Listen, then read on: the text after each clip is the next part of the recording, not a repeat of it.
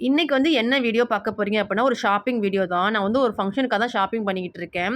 பூ வாங்கணும், ஃப்ரூட்ஸ் வாங்கணும், சாரி வாங்கணும் நெறைய வேலையாச்சு. சரி ஃபர்ஸ்ட்டு வந்து இந்த சாரி வேலைய முடிச்சிடலான்னு தான் இன்னைக்கு நான், கதிரா, பவிகா 3 பேரும் ஆனந்தம் வந்திருக்கோம் சாரி வாங்குறதுக்காக.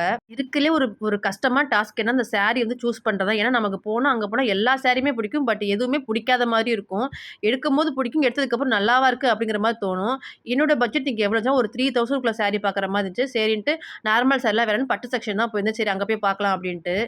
அங்க வந்து லைட்டிங்ஸ் நெறைய வச்சிருக்காங்களாம். பார்க்கும்போது எல்லா சாரியுமே அழகா தெரியுது. சரின்ட்டு ஒரு சாரிய சூஸ் பண்ணிட்டு வெளில வந்துட்டேன். பட் வெளில வந்து பார்த்தா அப்படியே கலர் வந்து ரொம்பவே டல்லா இருந்துச்சு. சரின்ட்டு அது வேணான்ட்டு மறுபடியும் போயிட்டு இன்னொரு கலர் சூஸ் பண்ணிட்டு வந்துட்டேன்.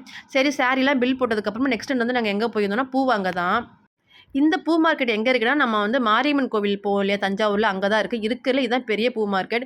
எப்பவுமே இங்க பூ வந்து ரொம்பவே ரேட் கம்மியா இருக்கும். ஹோல்சேல் கடைன்னே சொல்லலாம். பட் இன்னைக்கு வந்து ரொம்பவே ரேட் அதிகமா இருந்துச்சு.